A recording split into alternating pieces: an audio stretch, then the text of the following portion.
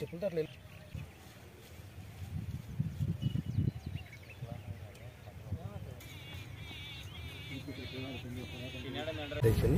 వనపర్తి పట్టణంలో రేడియంట్ పాఠశాలలో పొద్దుగాల 5 గంటలకు ఉదయం నిద్ర లేచినప్పుడు పిల్లలందరికీ పంపించి ఎవరి కాళ్ళు పని చేసుకోవాల్సిన పరిస్థితి ఉండే వారు పక్కనే ఉన్న షేన్కాడికి మన మేనేజ్మెంటే పల్లీలు తీసుకురమ్మని మేనేజ్మెంట్కే చెప్పారు అనేది బయట వస్తున్నట్టు వార్తలు.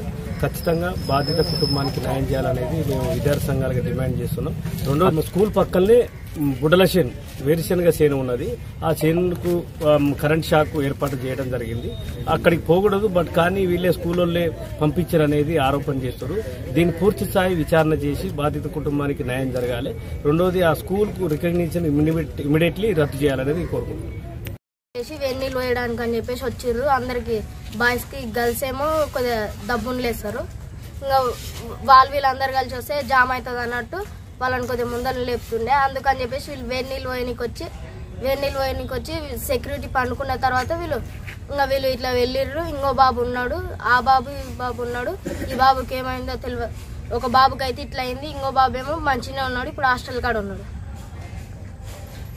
ఆయన ఏమైతాడు నీకు? ఎవరు? చనిపోయిన మా అన్న, సొంత అన్న. ఏం పేరు?